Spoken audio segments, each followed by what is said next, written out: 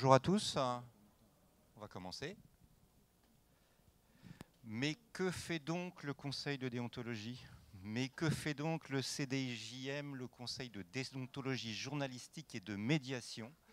22 mois après sa création, est-ce que ce conseil est connu? Est-il reconnu?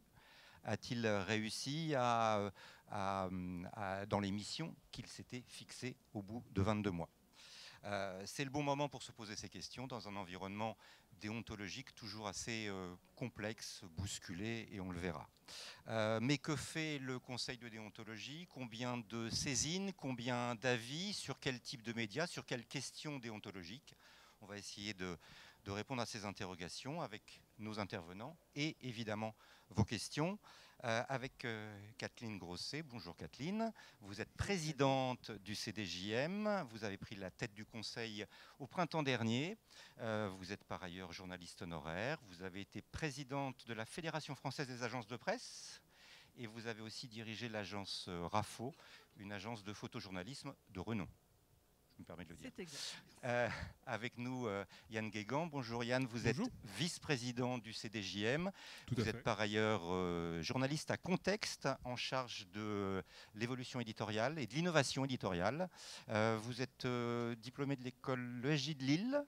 Tout à Et fait. vous avez travaillé pendant quelques années sur le site d'information Rue 89.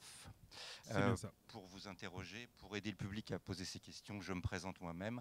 Xavier Baudin-Hulin, pendant 20 ans journaliste audiovisuel, puis ancien responsable des opérations de la chaîne de télévision iTélé, puis à l'AFP. Et pour être totalement transparent avec vous, je suis aujourd'hui formateur dans une école de journalisme à Nantes et aussi, il faut le dire, membre du CDJM depuis 1 an, membre de base, pas au conseil d'administration, mais je pense qu'il fallait le préciser pour être totalement transparent. Alors on va commencer par les fondamentaux, par le b.a.-ba peut-être. Kathleen, je vais vous demander peut-être de nous rappeler c'est quoi exactement ce conseil de presse à la française, à quoi ça sert, c'est quoi les missions que s'est fixé le CDJM, c'est quoi ses valeurs? Alors, allô? Ça va, ça marche. Bien prêt, d'accord. Le CDJM, c'est une association. Nous sommes une association qui a presque 2 ans d'existence. Nous sommes là pour essayer de restaurer une confiance entre le public et les médias.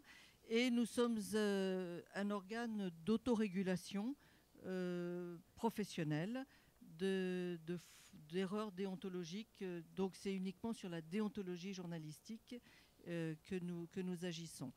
Nous sommes un organe tripartite et nous existons donc depuis 2 ans après un long cheminement. Cela fait une quinzaine d'années que cette idée, enfin ça fait sûrement depuis beaucoup plus longtemps que ça, mais ça fait depuis une quinzaine d'années que cette idée prend corps petit à petit. D'abord avec une association qui s'appelait l'APCP, l'Association pour la préfiguration d'un conseil de presse, qui était présidée par Yves Agnès, qui est un ancien rédacteur en chef du Monde, qui a donné lieu ensuite à la création d'un observatoire, l'Observatoire de la déontologie de l'information, qui a rendu 7 ou 8 rapports tous les ans justement sur les erreurs, les fautes, les grandes tendances de déontologie, d'erreurs de déontologie journalistique, rapport que l'on remettait d'ailleurs aux assises. Et puis, depuis 2 ans, il nous est apparu que le moment était venu maintenant donc de se lancer dans cette association tripartite, et j'insiste bien sur le tripartisme. Quelles sont les 3 parties qu'on Alors, comprenne bien? Les 3 parties, ce sont des journalistes, ce sont des agences de presse, des éditeurs, donc des médias, et des représentants du public qui ont un intérêt pour la déontologie journalistique, évidemment. Et ce tripartisme se trouve à tous les niveaux.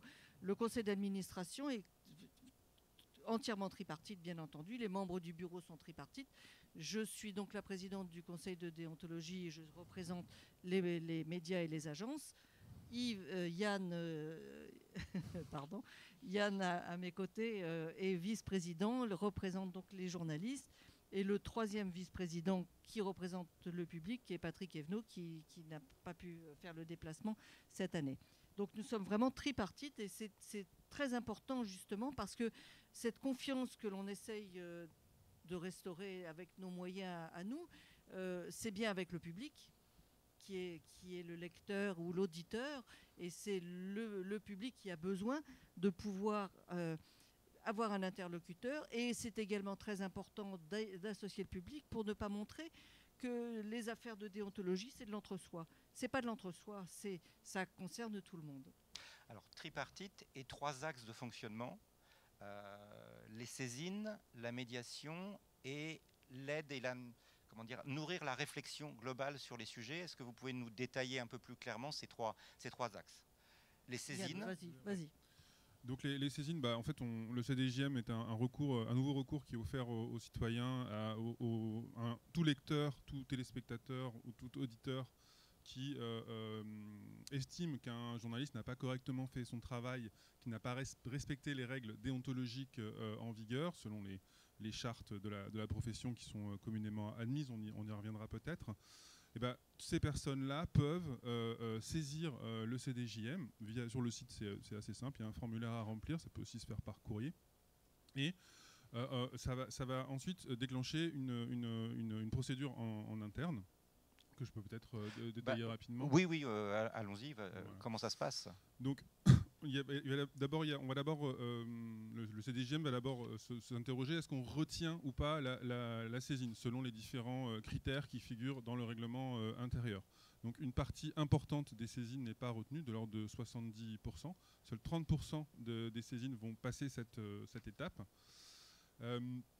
Pourquoi les saisines ne sont pas retenues? Donc le premier fil, pourquoi certaines n'arrivent pas à passer ce premier barrage?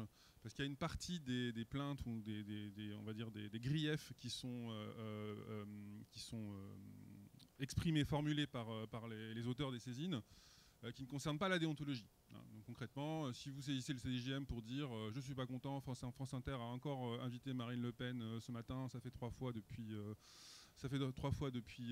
la rentrée, c'est un scandale. Nous, on va dire, c'est la liberté éditoriale de la rédaction de France Inter d'inviter Marine Le Pen quand bon leur semble. Ça peut poser un problème au CSA, par ailleurs, en termes d'équilibre des temps de parole. Voilà, comme on l'a vu avec CNews, mais ce n'est pas un problème déontologique. Donc on fait ce travail d'explication et de pédagogie.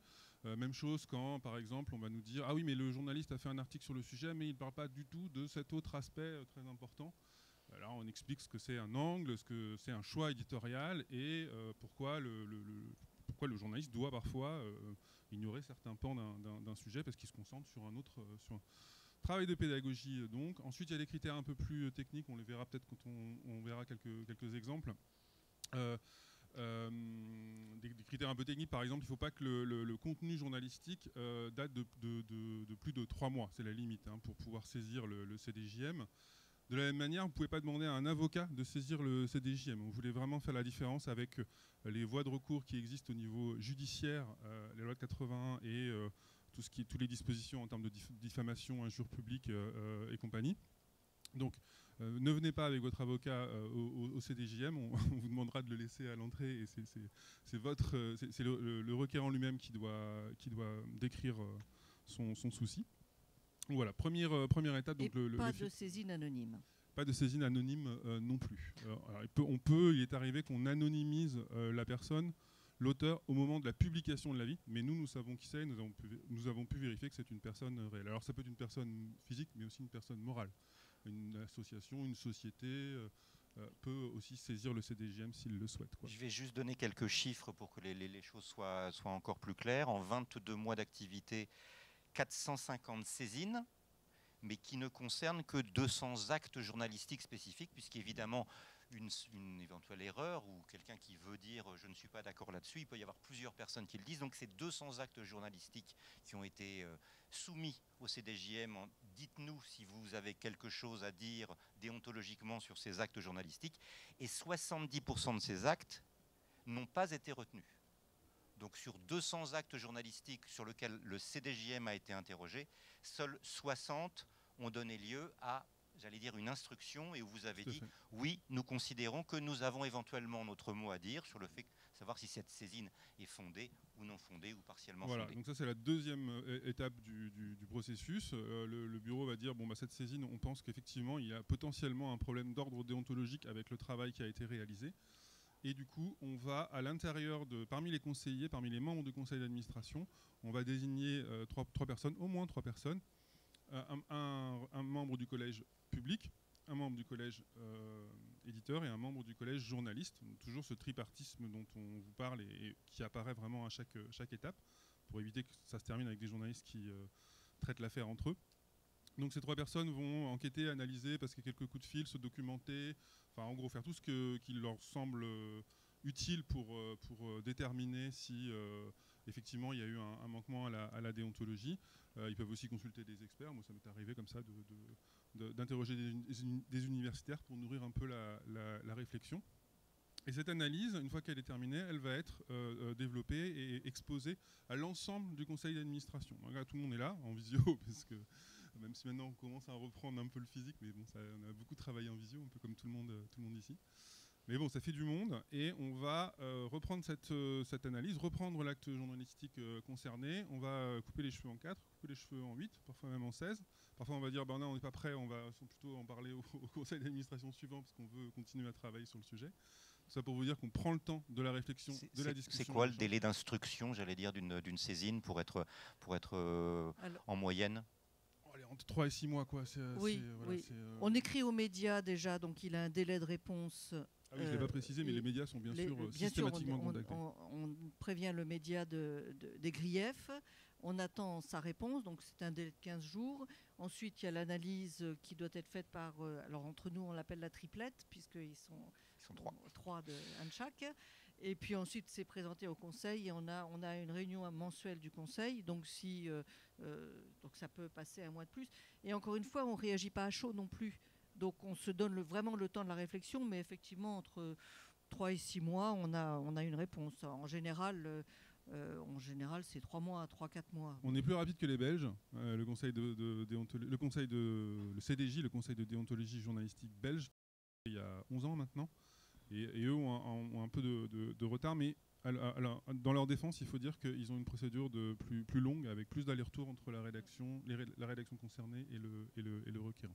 Nous, on a une procédure un peu plus rapide, quoi.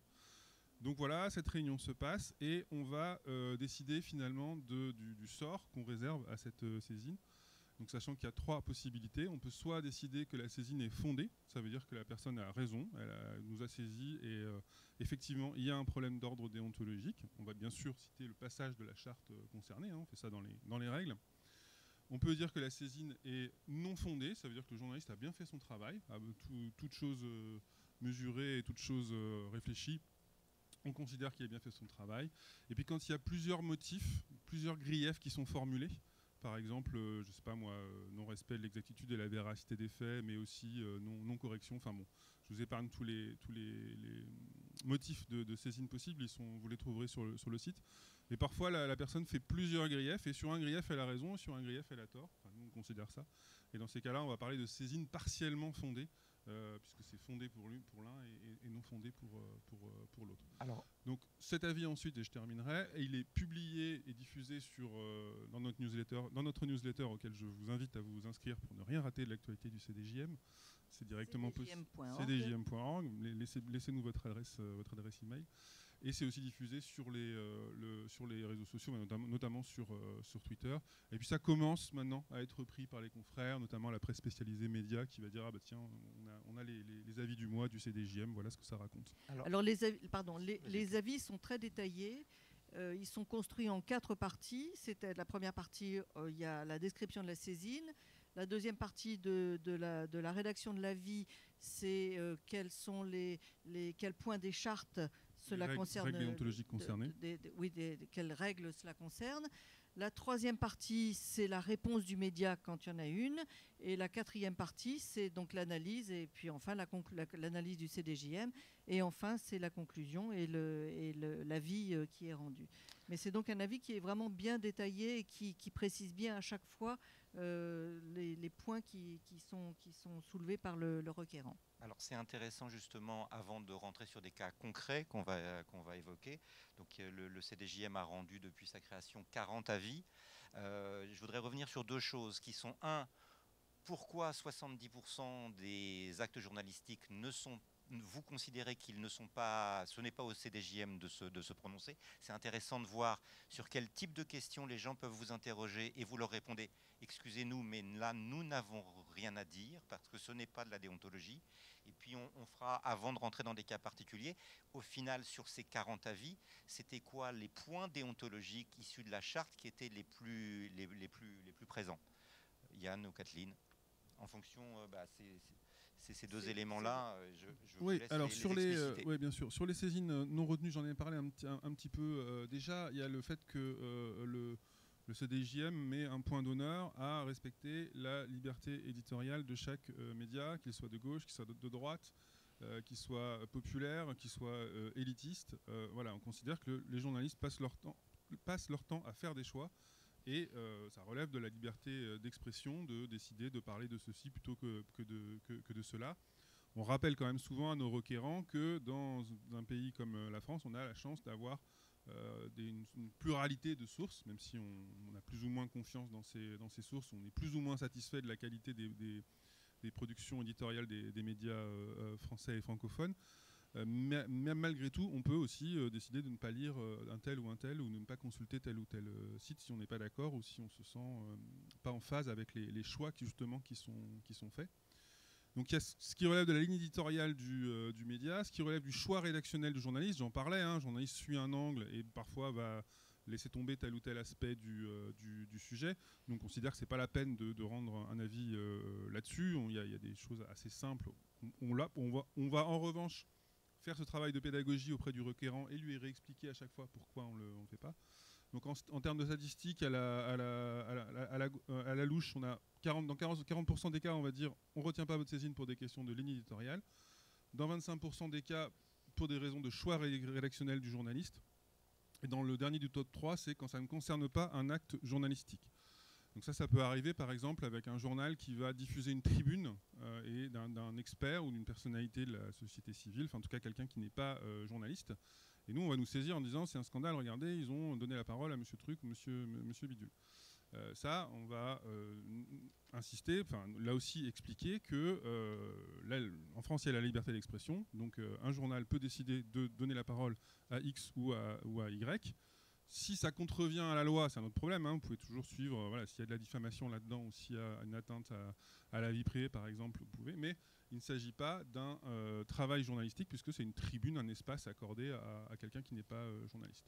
Le reste, c'est un peu moins significatif. Donc les saisines hors délai, j'en ai parlé. Les erreurs qui ont été rectifiées rapidement aussi. Il faut savoir que les 3 chartes sur lesquelles on s'appuie, on n'en a pas parlé, mais c'est la fameuse charte du SNJ 1918, la déclaration de Munich, donc la charte du SNJ c'est au niveau français, la déclaration de Munich 71, merci Pierre, déclaration de Munich 71 au niveau européen, et 2019 la charte mondiale des journalistes de la Fédération internationale des journalistes.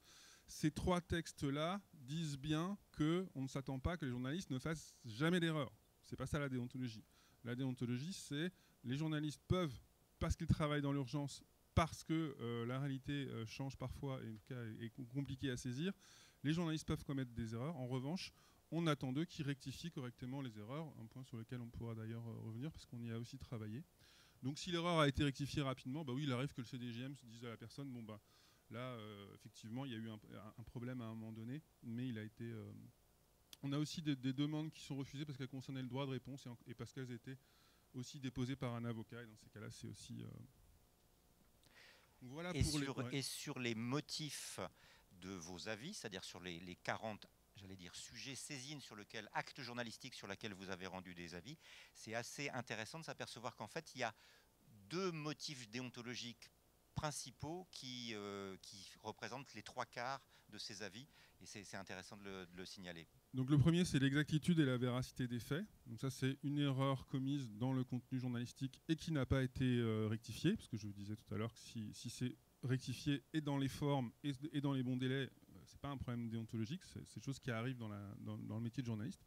Mais en revanche, si c'est pas rectifié, là, ça devient un problème journalistique. Et en 2, c'est la recherche du contradictoire, où on parle aujourd'hui plutôt d'offres de réplique, pour être plus précis. Je suis mis en cause dans un article, on considère, voilà, on m'impute des agissements voilà, on dit que j'ai commis telle ou telle chose, tel ou tel acte, enfin un acte négatif, on m'impute telle ou telle chose, le journaliste se doit de me donner la parole, ou au moins de tenter de me donner la parole.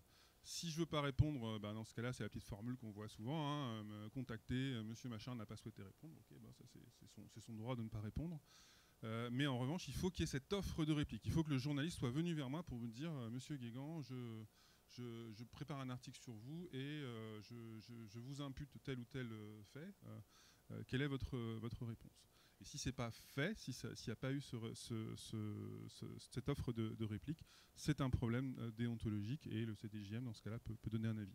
Alors avant de passer sur des avis concrets, un certain nombre d'exemples que vous vouliez nous montrer, je pense que c'est intéressant de se tourner vers le public et de voir si sur le fonctionnement général du CDJM, vous avez éventuellement des questions. On détaillera quelques avis, vous détaillerez à quelques avis après. Est-ce que vous avez des questions à poser à Kathleen et à Yann sur le fonctionnement du CDJM, sur des interrogations que vous pouvez avoir sur ses missions, sur son intérêt, sur la manière dont il travaille? Allez-y, soyez pas timide. Est-ce qu'il y a des volontaires?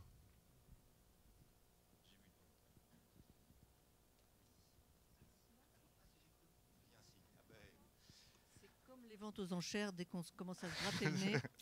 Vous avez acheté, hein, je suis désolé, mais vous avez... Oui. Voilà, on a une volontaire. Est-ce qu'il arrive qu'il y ait des conflits entre vous quand vous devez justement donner des avis? Il y a des discussions. Oui. Est-ce que ça peut être vif et ça concerne ça peut être vif, mais on arrive toujours, ou bien au terme de la discussion, on arrive à un consensus, ou bien on arrive à un vote. Mais il y a toujours une décision qui arrive. Mais il arrive effectivement que certains avis ne sont pas rendus de façon unanime. Et heureusement presque. Et je dirais, alors c'est toujours indiqué à la fin de l'avis si on est arrivé à un consensus, c'est-à-dire que pendant la réunion, tout le monde a exposé ses arguments et puis on s'est dit bon, a priori on est tous d'accord, en tout cas personne ne souhaite qu'il y ait un vote. Puis dans certains cas, en revanche, il y a un vote et dans ces cas-là, le résultat du vote est indiqué. Donc ça vous donne aussi une idée, un petit effort de transparence là-dessus. Et peut-être juste pour développer un peu plus, oui, il y a un désaccord, il faut le dire. C'est-à-dire qu'à l'intérieur du CDJM, vous avez des représentants du public, des représentants des patrons de presse, des éditeurs, et des représentants des journalistes. Donc forcément, alors en plus, qui peuvent être de gauche, qui peuvent être de droite, qui peuvent être plus ou moins sensibles à telle ou telle thématique dans l'actualité, tel ou tel combat, telle ou telle cause. Et le petit miracle du CDJM, c'est que jusqu'ici, on arrive à avancer ensemble. Voilà. C'est-à-dire des patrons et des syndicalistes qui peuvent être très opposés quand il y a un conflit social ou quand il y a des négociations sur la convention collective, les cartes de presse, etc. Chez nous, ils arrivent à se mettre autour d'une table et dire ok, là, on va mettre de côté nos habituelles discussions, négociations, et on va vraiment réfléchir ensemble à la déontologie. Et ça, c'est précieux. Ce temps-là de discussion avec des gens qui ont des profils et des avis différents, on essaye vraiment de le conserver et avoir une discussion de la meilleure qualité possible. Bonjour, Isabelle Borde, je fais partie du CDJM. Non, juste moi, ce que j'apprécie dans les débats, c'est que les lignes de fracture, d'abord, elles varient. C'est-à-dire qu'elles ne sont pas d'un cas sur l'autre dans les mêmes camps, c'est-à-dire qu'il n'y a pas de camp. Et en plus, elles traversent les collèges, c'est-à-dire qu'il peut y avoir une partie des journalistes qui vont être d'accord avec une partie du public. Enfin voilà. Et ce qui est intéressant aussi, c'est de voir qu'il y a des membres du public qui sont presque plus attachés à la liberté éditoriale que des journalistes. Enfin, c'est vraiment très intéressant parce qu'on comprend en discutant entre nous combien le sujet est énorme pour la société en général, parce que d'ici à ce qu'on se mette tous d'accord tout le temps, c'est donc l'utilité des chartes. C'est vrai qu'on a insisté sur le tripartisme, mais moi je compare ça un peu à Koh-Lanta, c'est-à-dire qu'à Koh-Lanta il y a des rouges et des jaunes, et à un moment dans l'émission il y a la réunification, et ils sont plus rouges, je regarde pas trop Koh-Lanta, mais il me semble que c'est ça. Et au conseil de déontologie c'est pareil, vous venez, au début vous êtes désigné comme représentant du public, des journalistes ou de... Ouais, bon, j'essaye de rendre ça un peu ludique, sinon on s'ennuie. Et en fait, au moment de la première réunion, c'est vrai que ces couleurs-là, je dis pas qu'on les abandonne, voilà, on reste ce qu'on est, mais confronté à des problèmes très pratiques, très concrets d'actes journalistiques, on creuse ensemble et on essaye quand même d'avancer ensemble. Et ça, je pense que dans une période où on a de plus en plus du mal à fabriquer du consensus et à fabriquer à vivre en commun ou à se mettre d'accord en commun, le débat précédent l'a bien montré. Je suis assez content qu'au CDJM, on ait réussi à faire cette bulle-là. Bonjour. Oh. Oui. Moi, j'ai 2 questions. La première, c'est... Vous pouvez vous lever qu'on vous voit. Peut-être vous présenter tant qu'à faire. Bonjour, moi, c'est Mélissande, jeune journaliste qui vient d'être diplômée. Donc, j'ai 2 questions. La première, c'est est-ce que le conflit d'intérêts, c'est considéré comme étant un manquement à la déontologie? Et la deuxième, c'est pour passer devant donc, le CDJM, est-ce qu'il faut avoir la carte de journaliste ou est-ce que ça s'applique à plus de monde? Par exemple, je pense à des youtubeurs qui peut-être font du contenu qui ressemble à du journalisme ou alors qui font du journalisme en fait, ou alors des blogs, des choses comme ça. Où est la limite en fait pour pouvoir poser une saisine? Première chose, sur le conflit d'intérêts, oui, c'est notamment dans la charte mondiale dont je parlais. Et effectivement, on va pouvoir, et c'est arrivé qu'on examine ça. C'est-à-dire que le journaliste a des activités en parallèle de son activité de journaliste. Et dans quelle mesure c'est compatible avec l'exemple le plus saisissant ou c'est les journalistes qui se présentent à une campagne électorale. C'est arrivé notamment au municipal parce qu'il y a pas mal de gens qui travaillent en presse locale qui à un moment ont envie aussi en tant que citoyen de s'engager dans la vie publique locale et voilà. Comment ça se passe ensuite pour leur travail de journaliste? Quelles sont les règles qu'on leur impose ou qu'ils s'imposent? Ça fait partie des réflexions d'ordre déontologique, en tout cas on le considère. Sur qui est journaliste ou qui n'est pas journaliste. C'est pas exactement qui est journaliste et qui n'est pas journaliste, c'est qu'est-ce qui est journalistique et qu'est-ce qui n'est pas journaliste. dans votre domaine de compétences pour donner un avis. Alors, donc première chose, on ne va pas forcément se limiter qu'aux journalistes professionnels ayant leur carte de presse, parce qu'aujourd'hui les situations des journalistes sont très variées entre les étudiants, les gens qui commencent dans le métier, qui n'ont pas encore la carte, qui ne gagnent pas assez, ou les gens qui sont payés en tant que micro-entrepreneurs, donc qui ne peuvent pas l'avoir, enfin c'est compliqué. Donc, et puis, si vous regardez la loi, et les législateurs, dans les années 30, quand ils ont essayé de définir le statut des journalistes, ils se sont posé le même problème, c'est-à-dire qu'ils ont fini par dire « et journaliste, celui qui exerce l'activité de journaliste », ce qui est une belle tautologie, quoi, hein, voilà. Donc nous, on n'a pas voulu refaire ces débats-là en essayant de se trancher entre lui, alors lui, il est journaliste à 100%, lui, on ne sait pas trop. Donc c'est pour ça qu'on se pose la question en termes d'acte journalistique. Est-ce que ce qu'on a en face de nous est un acte journalistique ou non? Et on va parfois refuser des saisines, comme je le disais, parce que ce n'est pas un acte journalistique. Et ça a même donné lieu à un avis. Alors vraiment, si vous vous passionnez pour la question, c'est l'avis Armada sur le site du CDJM, vous le trouverez. Où c'était une interview d'un chroniqueur qui parlait en des termes particulièrement désagréables d'une chanteuse Oshi, voilà. En disant que voilà, elle était vraiment pas belle, on voulait pas mettre son poster sur la chambre, enfin voilà. Donc évidemment les propos étaient sexistes et condamnables. Il pouvait y avoir une atteinte à la dignité humaine telle qu'elle est formulée dans les chartes, notamment la charte mondiale.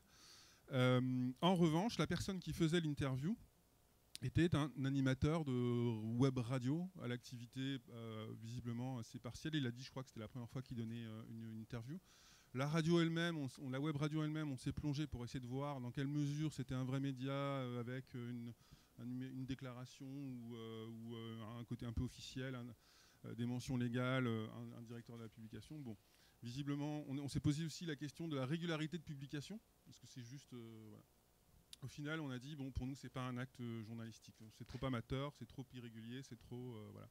Et donc, même à l'intérieur des avis, on va continuer à dessiner ce contour-là et essayer de définir le plus précisément possible qu'est-ce qui est un acte journalistique de ce qui n'est pas et qu'est-ce qui relève du CDJM ou ce qui ne nous concerne pas. En complément de cette question, peut-être qu'il est bon de préciser justement sur les 40 avis, c'est quoi les types de médias qui ont été concernés par vos avis? C'est la télé, c'est la radio, c'est la presse écrite, c'est le web, je crois qu'il y a un camembert, vous avez quelques chiffres.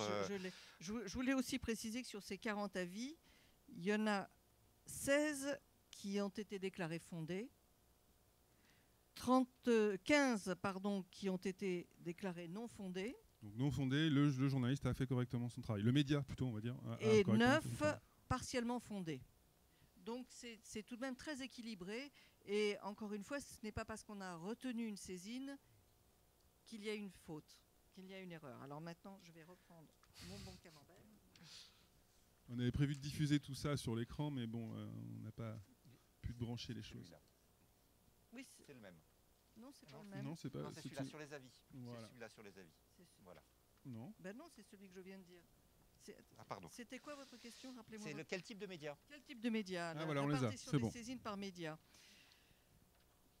Donc c'est toujours en pourcentage. Nous avons 37% de presse écrite, donc 30% de télévision, 17% de médias en ligne, 10% de radio, 3% concerne les agences, 2% les réseaux sociaux, donc il y a bien un petit peu de réseaux sociaux, et 1% un colloque. Enfin, c'était une fois. Un événement Voilà. réel. Un événement réel, voilà. Donc En présentiel. Ça, c'est notre répartition des saisines retenues. Donc c'est très varié et il arrivait qu'on soit saisi et qu'on se prononce, par exemple, sur un tweet. Ça arrive au moins à 2 reprises. L'acte journalistique concerné, c'était un tweet. Enfin, dans le premier cas, une série de tweets, et dans le deuxième cas, un tweet. Donc vous voyez, Un tweet en termes de production journalistique, voilà, c'est très, très varié. Mais enfin, c'est donc à peu près à parts égales la presse écrite et la télévision. Hein. 37 et 30%. On continue avec les questions. Bonjour, ici. Bonjour. Merci pour vos interventions. Vous avez précisé, il y a 22 mois, vous avez créé ce conseil, c'est ça, c'est exact. Qu'est-ce qui vous a motivé dans la création de ce conseil, tout simplement? Pourquoi vous l'avez dit, c'est à ce moment-là qu'il faut qu'on le crée, et pourquoi vous ne l'avez pas fait, je ne sais pas, il y a 24 mois, ou pourquoi pas il y a 1 an? C'est pour Alors, ça.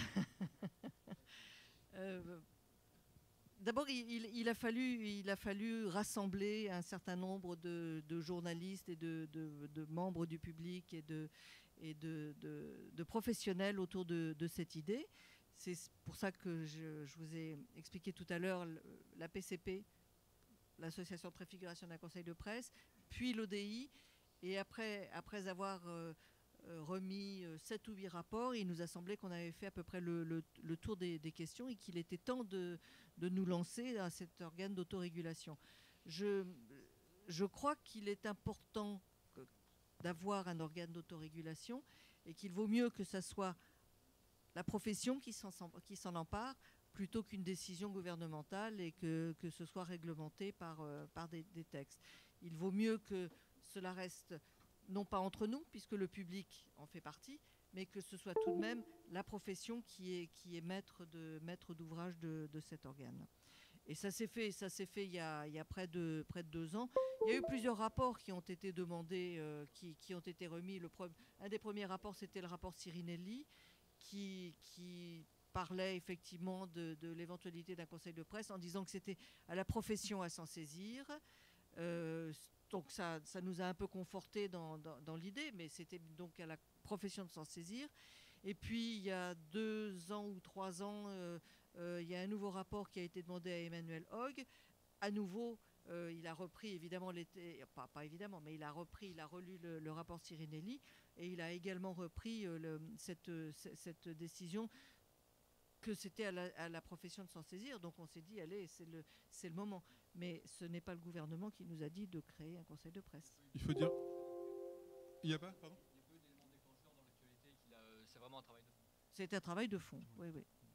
Au bout de plusieurs rapports qui disent c'est à la profession d'y aller, débrouillez-vous en gros. Enfin, nous on voit ça d'un bon oeil, nous pouvoir politique on voit ça d'un bon oeil, mais on ne peut pas se permettre de le créer. Donc, et j'ajouterais que le conseil de presse existe, ou les conseils de déontologie existent depuis plus longtemps dans la plupart des pays d'Europe. On en est à 28, je crois, conseils de presse sur l'Europe continentale. Et certains sont très anciens, comme en Suède. Donc il y a les pays scandinaves, il y en a 2 au Royaume-Uni, il y en a 2 en Belgique, un pour chaque langue. Il y en a un seul en Suisse, il y en a un en Catalogne. Voilà. Et du coup, c'est vrai que le débat en France a pris beaucoup de temps, et le reste parce qu'on communique beaucoup avec ses collègues. C'est Pierre Gantz qui est dans la salle ici, qui notamment fait un peu les relations internationales entre les différents conseils de presse. Et c'est vrai que c'est étonnant de voir que la France est autant en décalage par rapport à ses voisins, parce que en Norvège, c'est complètement admis. Tous les médias sont évidemment membres du conseil de déontologie. ils font des actions incroyables, ils travaillent avec notamment toutes les écoles de journalisme. On commence à le faire nous, mais on a du retard. Il y a une association européenne qui s'appelle l'AIPCE, qui est l'association internationale Press Council européen, oui. Association internationale des conseils de presse européens. Des conseils de presse européens, voilà, AIPCE, et à laquelle on appartient. On est membre de cette association et on a des réunions régulières, justement. C'est là où on se rend compte qu'en France, on avait vraiment beaucoup de retard. Les conseils de presse européens qui existent depuis quelques années ne comprennent absolument pas pourquoi on a tant de mal en France à convaincre les médias à adhérer à un conseil qui ne peut être que bénéfique pour la profession. Encore une fois, on n'a aucun pouvoir coercitif. On n'est pas là pour punir, on est là juste pour dire qu'on peut se tromper. Effectivement, il peut y avoir des fautes. Et c'est bon de pouvoir reconnaître une faute, et c'est bon de dire bon, on a fait une faute et on essaiera de faire mieux la prochaine fois. L'idée, encore une fois, on n'est pas un tribunal. Les tribunaux sont là pour régler tout ce qui concerne les injures, les problèmes, le droit à l'image, l'incitation à la haine. Les tribunaux font ça très très bien. Nous, on est sur de la déontologie pure, rien d'autre. Et d'ailleurs, si on a titré ce panel « À quoi sert le conseil de déontologie ?» point d'exclamation. Alors au début, les organisateurs avaient mis un point d'interrogation, mais on a dit non, nous on veut un point d'exclamation. C'était un clin d'œil en fait pour dire qu'aujourd'hui, de plus en plus, le CDJM est alerté et pris à partie par le public, qui a très vite compris qu'on existait, qui a très vite compris comment nous saisir et qui a très vite saisi l'intérêt, beaucoup plus que certains journalistes qui aujourd'hui encore sont un peu tièdes et hésitent encore un peu à nous rejoindre. Le public, eux, ils ont foncé. Et puis c'est vrai que souvent maintenant sur Twitter, on a, dès qu'il se passe un truc, c'est « Ah, mais que fait le conseil de déontologie ?» point d'exclamation, quoi. Et alors, bon, déjà, on essaie de leur répondre comme on a fait là, que nous, on ne travaillait pas dans le temps court, on n'est pas là pour répondre aux gens sur Twitter en distribuant les bons et les mauvais points. C'est pas comme ça qu'on fonctionne, c'est pas comme ça que fonctionnent les autres conseils de presse. Enfin, on fait cette pédagogie-là. Mais c'est vrai que c'est quelque part marrant. Enfin, c'est intéressant d'observer que du côté du public, il n'y a aucun souci sur l'intérêt d'une instance d'autorégulation et on n'a aucun problème à l'interpeller en disant... Ça passionne parce que j'ai 4 questions. Ah, pardon. La première, 4 interventions. Et 5 même. Donc, allez-y. Bonjour, Romain Collat, la correspondance de la presse. J'avais une question, je voulais savoir quels médias faisaient partie du collège éditeur et les médias qui avaient refusé d'y participer. Merci. Alors les refusés qui ont d'y participer, c'est tous ceux qui n'ont... C'est pas qu'ils ont refusé, c'est qu'ils n'ont pas adhéré ou à qui on n'a pas demandé... refuser est un terme... on n'est pas allé voir un par un pour dire est-ce que vous voulez adhérer, oui ou non. Après, il y a des gens il y a des médias qui ont souhaité adhérer et d'autres non. Les médias qui ont adhéré... Alors on a notamment Contexte, le site où je travaille, oui. Brief Me, on a le Médiacité, merci Jacques de nous avoir rejoints. Conversation France. On vient d'avoir The Conversation France et on est en discussion avec pas mal d'autres. Alors ça c'est pour les médias, mais après il y a les fédérations. On a des radios, on a des petites radios et les fédérations, oui. Comme la Fédération française des agences de presse, oui, le Syndicat national des radios libres. Oui. La Fédération de la presse la FNPS, oui, qui en fait partie. Oui. On a oui, ben enfin c'est la fédération qui a adhéré. C'est pas les titres individuellement. On a des syndicats. Là, franchement, vous me posez un peu une colle.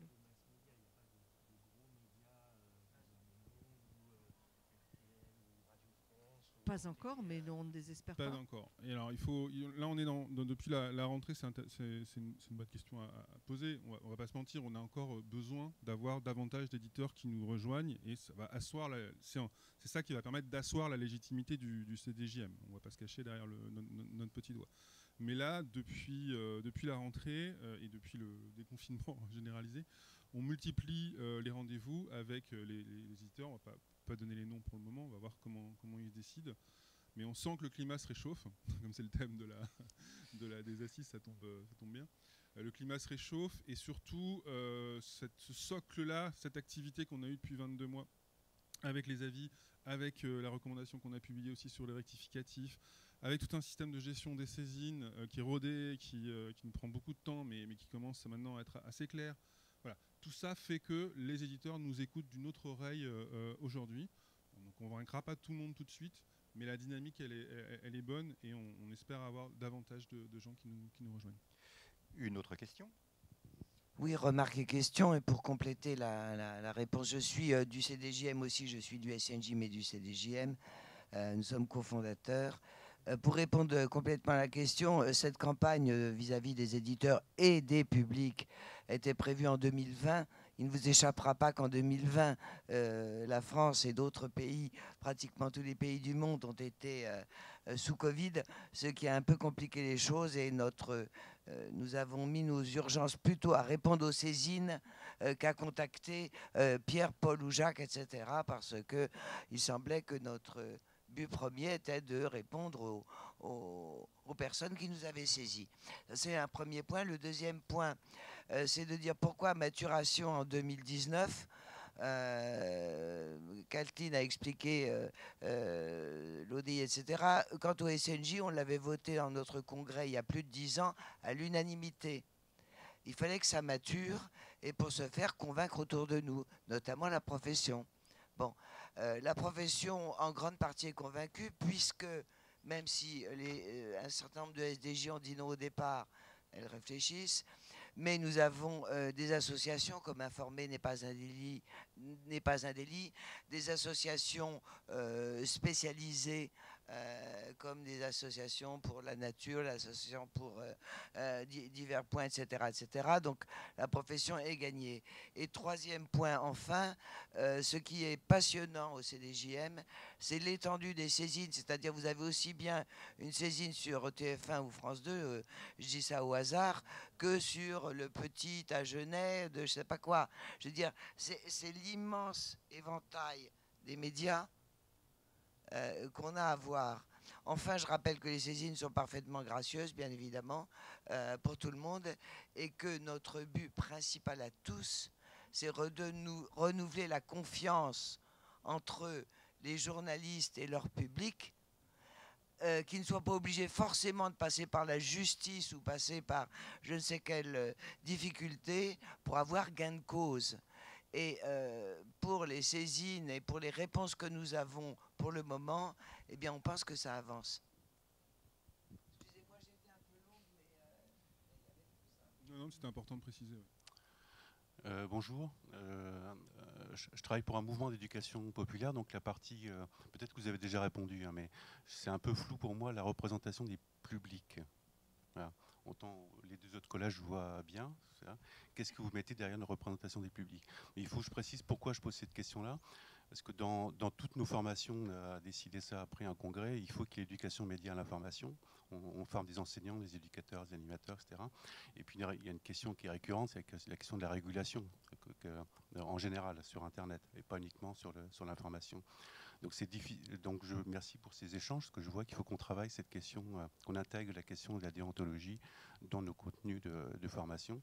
Et donc le parti, voilà, est-ce que les publics, c'est des milliers d'individus, ou est-ce qu'il y a des collectifs ou des représentants de collectifs ou un mouvement d'éducation populaire? Les deux, mon général. Voilà. Les deux.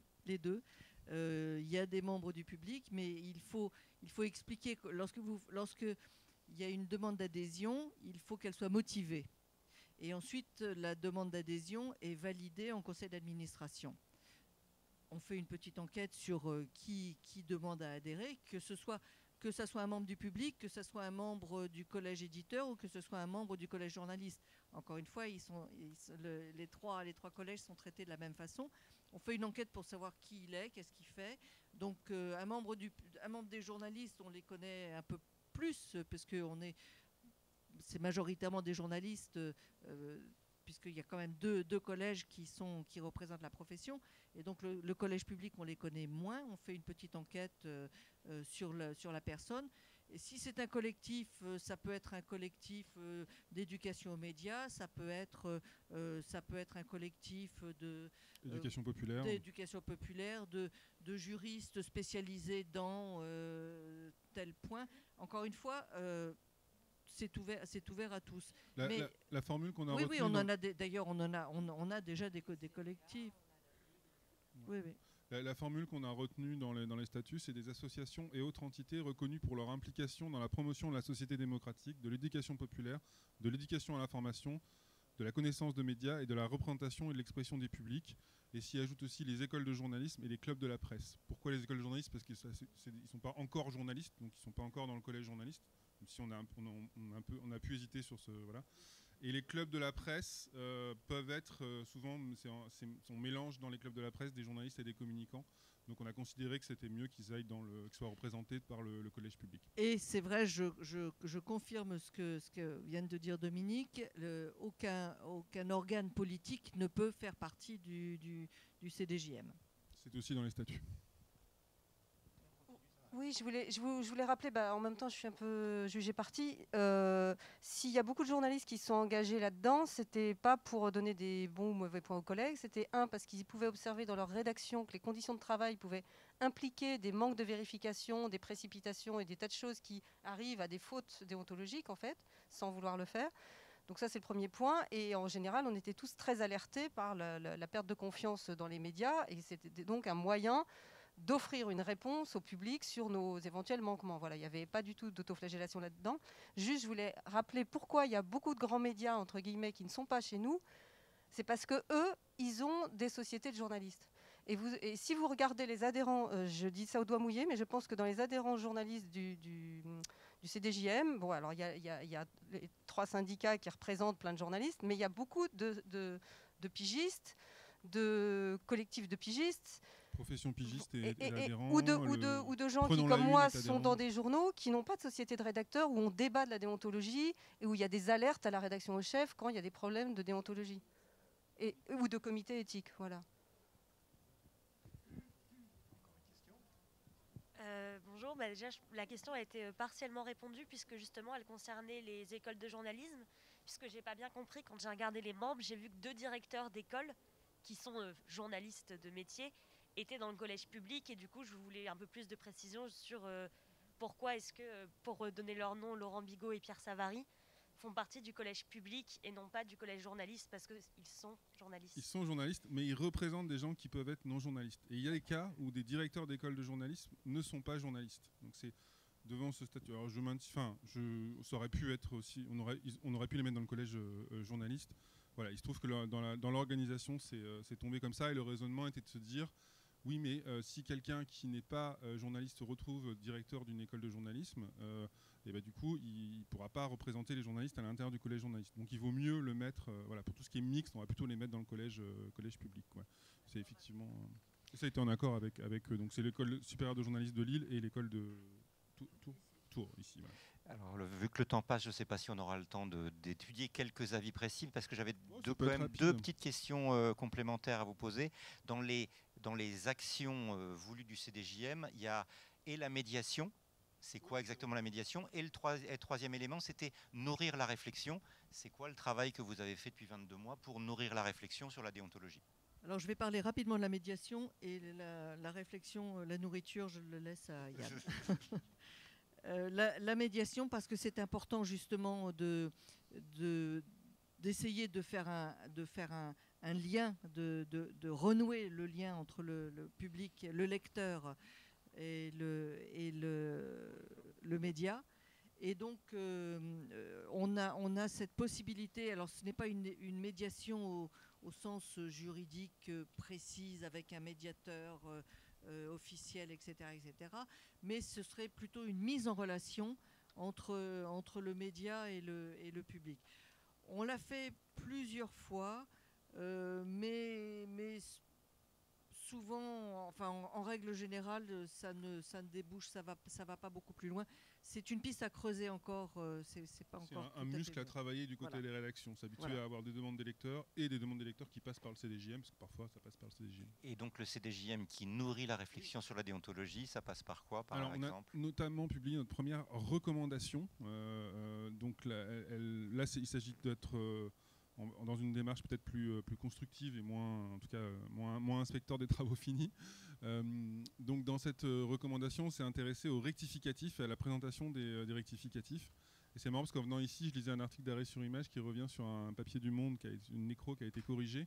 Et Arrêt sur Image signale que certes le texte a été corrigé, mais il n'y a pas de mention de rectificatif en dessous.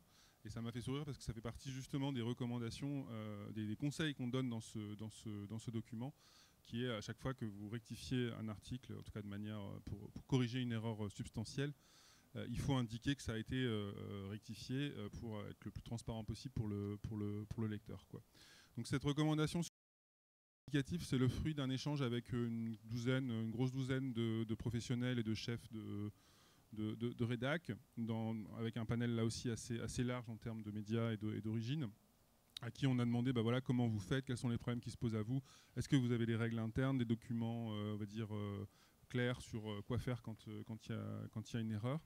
Et à partir de ça, il y a un groupe de travail qui a réfléchi et qui a fait ses recommandations en essayant vraiment de prévoir un peu tous les cas de figure, de l'erreur bénigne qui ne change pas grand-chose, à l'erreur grave, comme annoncer la mort de Paul Quilles par erreur. Et puis aussi les différents types de médias, ceux qui fonctionnent par édition, comme un journal comme un JT ou comme un numéro de quotidien, et ceux qui fonctionnent en continu, comme un article web qu'on va pouvoir mettre à jour en permanence, quoi. Sachant que cette contribution est à disposition de façon libre sur le site du CDJM, et que pour avoir pris le temps de la lire, je le conseille à tous les étudiants journalistes qui seraient présents dans cette salle. Ça fait 4 pages, c'est assez rapide à lire, mais c'est assez complet. Et puis on a mis des exemples rigolos pour... oui, en plus, si je me souviens bien, oui. D'autres questions? Oui, et éventuellement passer en revue aussi quelques avis. Encore une question et on détaille quelques avis derrière. Deux petites choses. La principale critique qui a été faite au CDJM, c'est soi-disant c'est Macron qui l'aurait créé. Alors là, le genre fake news, celle-là, elle est quand même de taille, puisque nous avons travaillé 18 mois avant le 2 décembre 2019, et nos séances de travail étaient ouvertes à tout le monde. Toute personne qui voulait venir pouvait y participer. 18 mois de travail.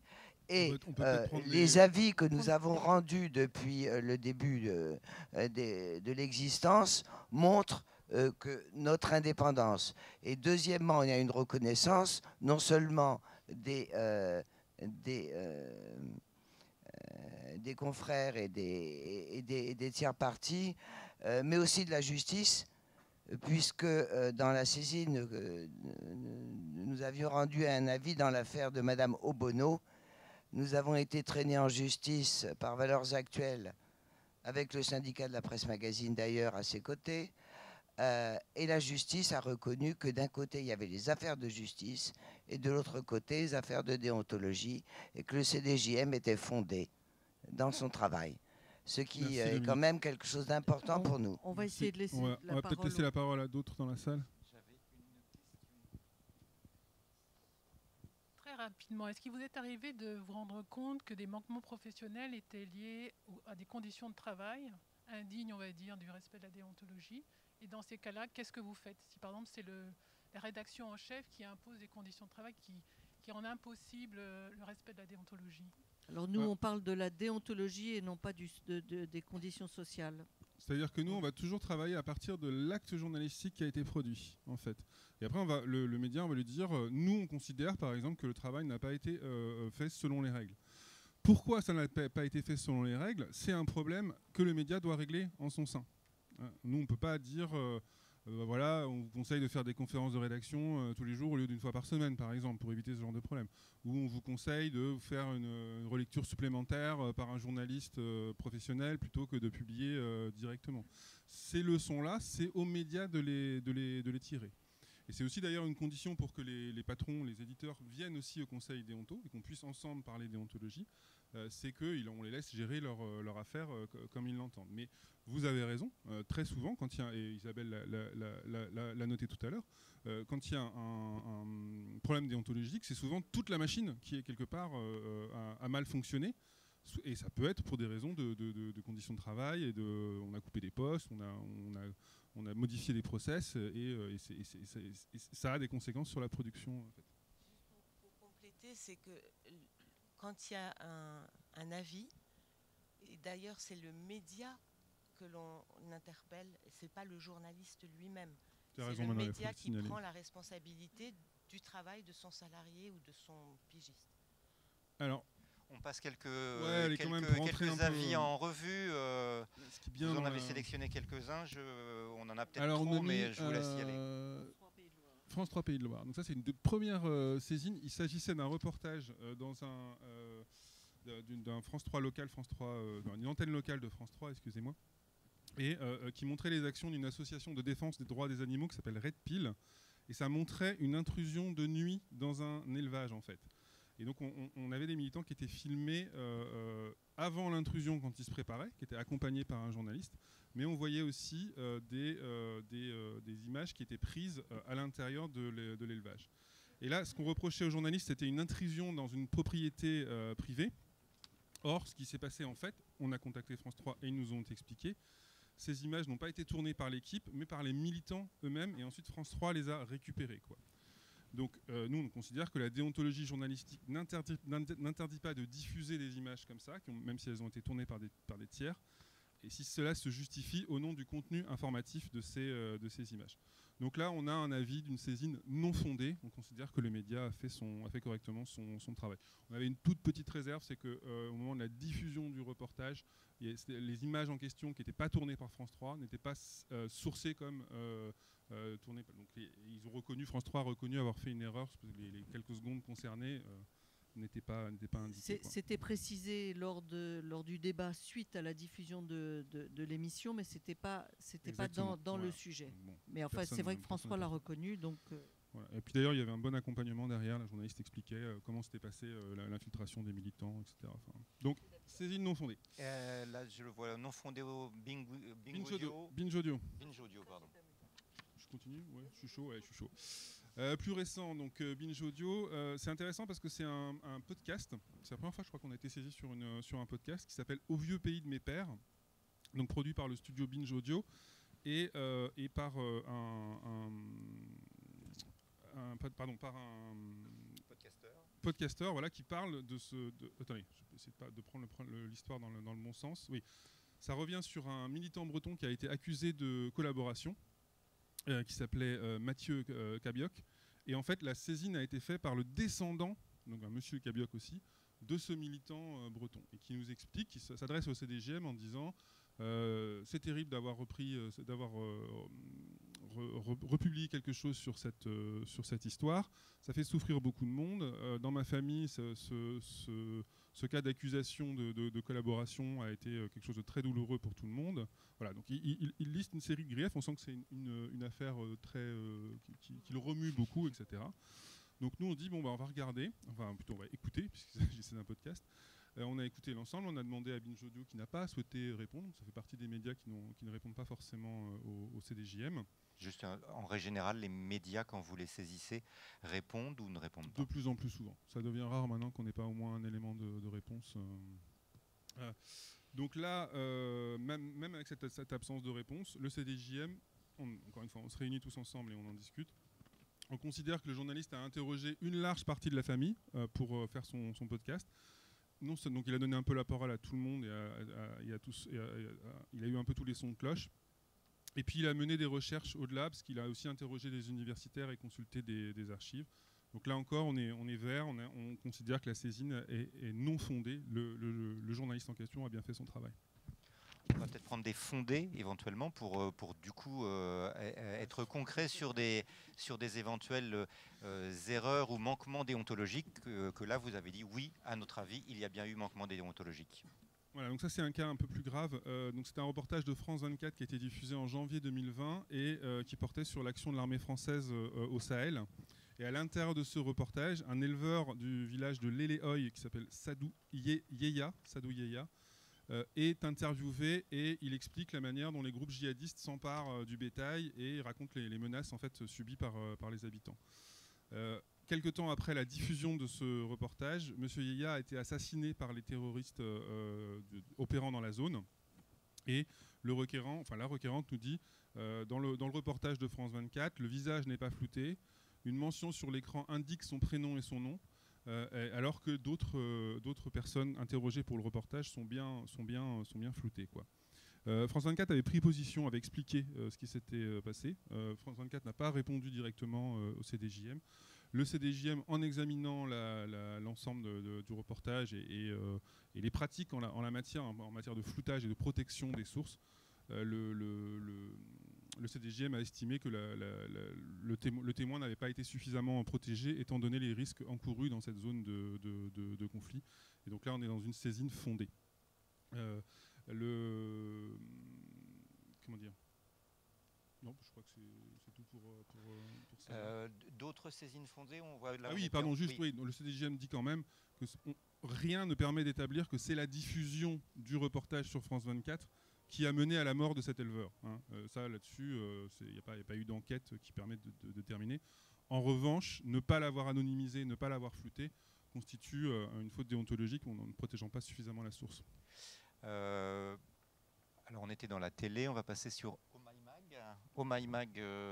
C'est un site web.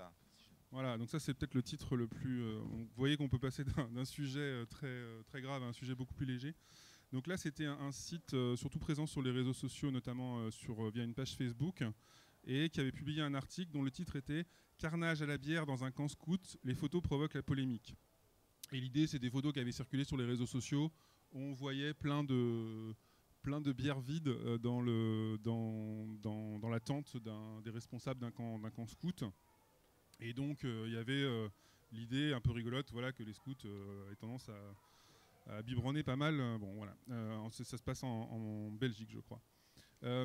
OMyMag, le problème d'OMyMag, c'est que non seulement ils ont repris ces photos qui circulaient sur les réseaux sociaux, mais ils ont rajouté des images d'illustration venant en fait d'un reportage d'un autre média diffusé, je crois, plusieurs années auparavant, où on voit des vrais scouts en train de faire des trucs de scouts. Voilà. Et ils les ont utilisés en guise d'illustration en mêlant ça avec les images des bouteilles vides et des canettes de bière, quoi. Donc on voit bien le problème. Le contenu a été retiré finalement. Ils ont fini par le supprimer. Mais nous, on a considéré que la saisine était fondée, et le motif étant non-respect de l'exactitude et la véracité des faits, puisque les scouts qu'on voyait dans la vidéo n'étaient pas du tout les scouts dont on disait qu'ils avaient un peu abusé sur la bière. Un petit dernier pour conclure ou pour prendre encore quelques questions, mais on a déjà dépassé le timing. Sud-Ouest, c'est pas un petit média, et il y a eu une décision du CDJM, une saisine fondée. Voilà, donc là on est peu après le confinement. C'est un tiré à part qui est diffusé sur comment la ville de Bordeaux prépare le déconfinement et tout ce qui est mis en place. Alors il y a le logo de Sud-Ouest, c'est la maquette de Sud-Ouest, il y a la police de caractère de Sud-Ouest, la typographie aussi. Et ça se présente vraiment, quand vous regardez le truc, comme un supplément rédactionnel. Sauf que c'était pas du rédactionnel, puisque ça a été réalisé... c'est payé par la ville de Bordeaux, et sur la une du tiré à part, donc c'était 8 pages, 8 pages je crois, tout en bas de la une, il y avait juste une mention en partenariat avec la ville de Bordeaux. On considérait que cette mention n'était pas suffisante pour distinguer vraiment le contenu et le signaler comme un contenu promotionnel de la ville de Bordeaux. Et donc on est sur une saisine fondée. Le critère étant la distinction entre entre publicité et information, qui figure là aussi dans les 3 chartes sur lesquelles on se fonde. Éventuellement, on se donne encore 5 minutes si vous avez des questions. J'arrive. Rebonjour. Oui, du coup, quand vous avez une saisine qui est fondée, il se passe quoi après? Est-ce qu'il y a des poursuites judiciaires? C'est quoi la sanction? Enfin, est-ce qu'il y a une sanction? Justement, il n'y a pas de sanction. On n'est pas un tribunal. On publie un avis. C'est pas frustrant, justement, de se dire qu'on publie les avis, mais que derrière, on pourrait avoir l'impression que ça reste lettre morte? Non, et c'est de l'éducation. Oui, non, mais c'était une question. C'est de l'éducation. Quand vous avez une mauvaise note, vous n'allez pas au tribunal après, non? Enfin, c'est un peu la même chose. C'est un peu la même chose. On publie un avis pour dire que la saisine était fondée, et voici pourquoi elle était fondée. Et c'est aux médias, et à ce moment-là, c'est peut-être à la rédaction et aux médias de réfléchir à comment peut-on faire pour que cela ne se reproduise pas. Encore une fois, c'est un organe d'autorégulation. C'est une prise de conscience que l'on demande. Imaginez qu'il y ait une sanction. Alors déjà, juridiquement, je ne vois pas trop comment ce serait possible, parce que nous, on est une association de loi de 1901, on n'est pas du tout un tribunal ou un organisme officiel, comme je sais pas moi, le CSA ou d'autres. Imaginons qu'il y ait une sanction. Là, on pourrait dire que c'est une menace finalement pour la liberté d'expression, parce qu'en fonction de... C'est pas parce que, encore une fois, vous n'avez pas correctement fait votre travail à un moment donné que on doit vous empêcher de vous exprimer, en tout cas vous mettre des bâtons dans les roues. Voilà. Donc on est très opposé à cette idée de sanction. Et si on regarde comment ça se passe ailleurs en Europe, aucun conseil de presse ne fonctionne avec un régime de sanctions pour des raisons qui sont dites, quoi. Le pire qu'il peut y avoir, je crois que c'est au Danemark, Pierre me rectifiera, si jamais les médias sont tenus de publier les avis du conseil déonto. C'est en Suède, merci Pierre. Les médias sont tenus de publier les avis, et si jamais ils ne publient pas l'avis, le média peut avoir une amende. Ça, c'est le pire de la sanction possible en Europe, mais chez nous, en France, il n'y a évidemment pas de sanction, et on ne souhaite pas que ça soit développé. Une dernière question peut-être pour conclure, parce qu'on a déjà largement dépassé. Alors, il y en a... et puis j'en aurai une dernière pour finir.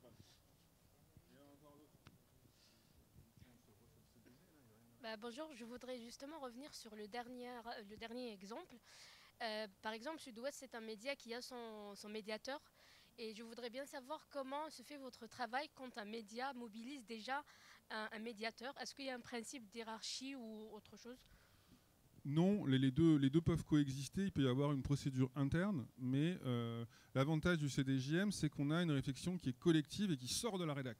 C'est-à-dire, c'est pas juste le journaliste c'est pas juste le journaliste face à son chef, ou dans le meilleur des cas, le journaliste face à son médiateur, parce qu'il y a peu de journaux en France qui ont des médiateurs.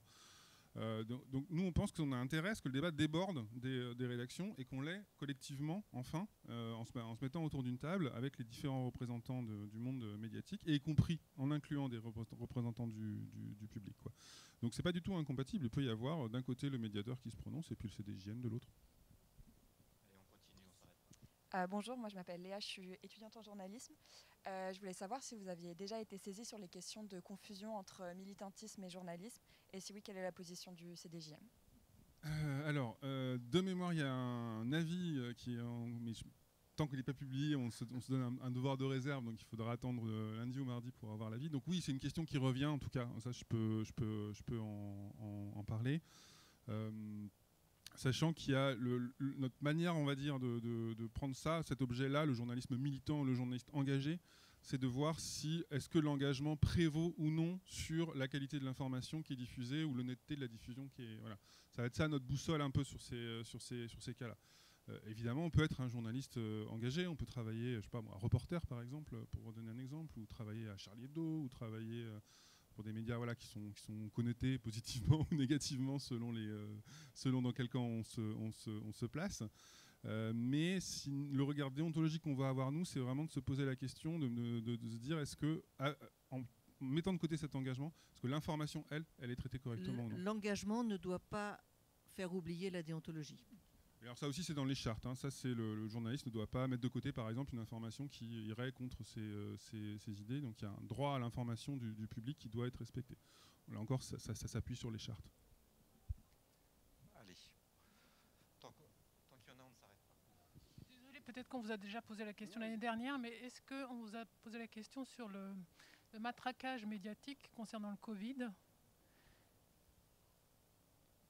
Parce que ça fait partie un peu de la déontologie, parce que c'est Il faut une pluralité de l'information. En quoi Matraquage, pendant les premiers mois, on n'a parlé que du Covid. Mais c'était, oui, et alors, c'était de l'information aussi, Mais non? il faut une pluralité d'informations. Mais la pluralité, c'est les titres différents. Il y avait de l'information sur tout. C'est la ligne éditoriale de chaque média de consacrer 3/4 d'heure du journal sur le Covid et 1/4 d'heure sur le social et l'international. C'est sa ligne éditoriale. Vous pouvez, mais la pluralité, le pluralisme, c'est la multiplicité des titres. C'est une bonne, mais si, enfin, pas peut-être. Ouais. Ouais. Non, mais je trouve que. Ouais. Non, je trouve que c'est très intéressant comme question parce que ça revient comme une question déontologique parfois. D'ailleurs, là, ça revient là maintenant. Mais nous, on est obligé vraiment d'être précis sur ce qui nous concerne ou ce qui ne nous concerne pas. Donc, un sentiment général sur la production d'un ou plusieurs médias, ça, c'est pas quelque chose qui, pour nous, alors, pourrait imaginer. Alors, l'ODI faisait des rapports annuels dans lesquels il y avait effectivement des généralités un peu sur ça pourrait éventuellement être dans le cadre. Mais on est vraiment plus, on a le nez, la truffe plus près du sol que ça. C'est-à-dire qu'il nous faut que ce soit un acte précis sur le Covid, par exemple. Ça peut être, on a un avis qui concerne le Covid, c'était le Télégramme qui avait publié une tribune d'un spécialiste. Alors j'ai dit tout à l'heure, les tribunes, ça relève de la liberté d'expression. Oui, mais sauf que le journal avait présenté ce spécialiste de manière erronée comme un membre d'une institution, une institution prestigieuse à New York, quoi. Et c'était pas le cas, et ça n'avait pas été rectifié, même dans la version en ligne. Donc la saisine a amené à un avis fondé. Mais voilà, c'est toujours sur un cas précis et pas sur l'ensemble de la production. Ça n'empêche pas que le reproche soit fait et ça n'empêche pas qu'on ait à traiter ce type de demande. C'est normal. On est ouvert au public et le public peut. Alors nous, on explique, on dit nos limites aussi, hein, parce qu'on est dans un cadre qui est bien précis, celui de la déontologie. Ah, allez, on s'arrête pas, hein, tant qu'il y en a. Merci bien, bonjour. Anaïs Grezard, je suis journaliste pour Radio Pulsar, une petite radio associative locale à Poitiers. Bienvenue, ici. Voilà, c'est bon, merci. J'avais deux questions, oui, vous disiez qu'il n'y a pas de sanctions, mais est-ce que vous avez eu des retours de l'accueil de vos avis, par exemple quand ils sont fondés, des journalistes et des médias concernés? Comment ils réagissent concrètement? Et puis l'autre question, c'était par rapport à votre légitimité. C'est vrai qu'il y a plein de journalistes qui ne vous connaissent pas encore. Comment vous allez réussir à vous affirmer, à être légitime pour la profession et pour le public? La réaction des médias, on n'en a pas eu, enfin, où rien ne me vient à l'esprit Alors. Oui. Oui, au tout début, oui, au cours des avis publiés. En fait, quand on dit que le journaliste a bien fait son travail, il est très content du CDJM, il trouve qu'on est super bien. Quand on dit qu'il n'a pas fait son travail, il arrive qu'il soit un peu énervé avec les retours de... Parce qu'en fait, on envoie toujours les avis avant publication, quelques heures ou quelques jours avant. Et on a parfois des mails un peu énervés. Dans le cas d'Apolline de Malherbe, donc c'était un des premiers avis concernant une interview de Juan Branco qu'elle avait faite sur BFM TV. Et il se trouve que dans un magazine féminin, elle est revenue là-dessus, je crois, au détour d'une question, en disant que bon, elle avait plutôt appris, enfin en tout cas, elle n'avait pas l'air traumatisée. Et vous voyez que sa carrière a continué. Maintenant, elle a remplacé carrément Bourdin à la matinale. Donc, voilà, ça ne détruit pas des carrières, et heureusement. En revanche, oui, ça fait parler, et on sait que c'est lu. On sait que c'est lu, même si ça n'a pas forcément beaucoup de réactions. Et pour finir sur la deuxième, que faire en plus?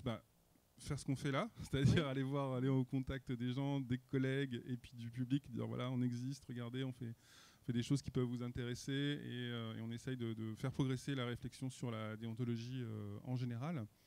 Donc faire la promotion, et on espère aussi qu'avec de nouvelles adhésions, y compris de gros, ça donne aussi un peu d'impact à notre action. Voilà. Alors, un moyen très simple qu'ils ont en Belgique et dans d'autres pays, c'est les médias sont tenus de publier les avis. Donc du coup, ça fait des articles un peu rigolos où vous allez sur Le Soir, et il y a un article qui dit Le Soir a été s'est fait taper sur le doigt par le conseil de déontologie et du coup il publie l'avis. Ça donne une belle exposition, une belle promo. En France, on n'y est pas parce qu'on manque encore suffisamment d'éditeurs derrière nous pour pouvoir poser ce genre de règles. Par exemple, maintenant vous êtes adhérents, vous êtes suffisamment nombreux à être adhérents. On va faire un truc qui est, comme ailleurs en Europe, quand un avis vous concerne, vous le publiez. Comme ça, vos lecteurs sont bien au courant. Donc il y a des trucs à mettre en place pour donner plus de visibilité. Je suis d'accord que pour l'instant, ce n'est pas suffisant, mais là, on fait ce qu'on peut avec nos petits bras. Kathleen, le mot de la fin. On a déjà largement dépassé. Justement, c'est un peu ça. L'année à venir, c'est quoi les grands enjeux et les grands axes de développement du CDJM? Plus d'adhérents, convaincre davantage les médias de nous rejoindre, et puis espérer que de plus en plus de saisines seront non fondées. Voilà, et pour terminer votre information complète, je vous rappelle, le CDJM, c'est un site qui est très bien fait, cdjm.org, on ne fait pas plus simple comme adresse, et où vous retrouverez tous les avis publiés de façon très détaillée.